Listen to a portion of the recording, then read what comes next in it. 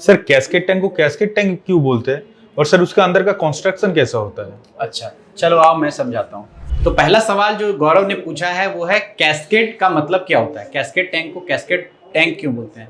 तो कैस्केड जो वर्ड है उसका मतलब है ड्रॉप बाय ड्रॉप पानी का गिरना या किसी भी फ्लूइड का गिरना, इसको बोलते हैं कैस्केडिंग इफेक्ट। तो हमारे कैस्केड टैंक में डंप कंडेंसर से या एटमॉस्फेरिक कंडेंसर जो होता है उससे पानी drop by drop observation tank में आता है, ठीक है। इसीलिए इस इफेक्ट को बोलते हैं कैस्केडिंग इफेक्ट। और टैंक जिसमें ये पानी होता है उसको बोलते हैं कैस्केड टैंक।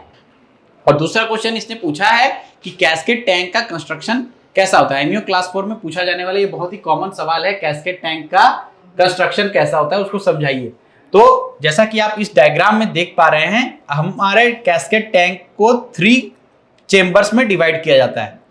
तो पहला चेंबर होता है ऑब्जर्वेशन चेंबर या ऑब्जर्वेशन टैंक। यहां से कंडेंसेट वाटर जो कि गिरता है ऑब्जर्वेशन टैंक में, इसमें एक साइड ग्लास होता है। साइड ग्लास से आप ये देख सकते हैं कि कंडेंसेट का क्वालिटी कैसा है। अगर ऑयल या कुछ इसके अंदर दिख रहा है तो आप यहां से मैनहोल खोल करके इसके अंदर एब्जॉर्बेंट पैड डाल के उस ऑयल को एब्जॉर्ब कर सकते हो। ऑल्सो यहां से स्कीमिंग के लिए स्कीमिंग ब्लो डाउन या स्कीमिंग वाल्व एक दिया हुआ आता है कि आप जो ऊपर का पानी है अगर इसमें ऑयल है तो इसको स्कीम करके बाहर रिमूव कर सकते हो। ये आपके बिल्ज टैंक में जाके गिरता है, तो यहां से आप ऑयल रिमूव कर सकते हो। ये भी एक कॉमन सवाल है, ऑयल रिमूवल कैसे होता है कैस्केड टैंक से, ठीक है। दूसरा, आपका पानी जाकर के नीचे जमा होता है दूसरे चेंबर में। अब यहां पे एक आपके ऑयल कंटेंट डिटेक्टर भी लगा होता है, जिससे कि अगर पानी में स्टिल ऑयल इज देयर तो आपका पानी ऊपर की तरफ जाने से पहले आपको एक अलार्म देगा, ऑयल का अलार्म, ठीक है, oil in the cascade water. उसके बाद ये फिल्ट्रेशन होकर के फिल्ट्रेशन होने के बाद तब ये थर्ड चेंबर में जाता है। तो इस तरह से आपको बाइफर्केशन मिलेगा कैस्केड टैंक का। मैनहोल खोलने पर आपको ऐसा दिखाई देगा।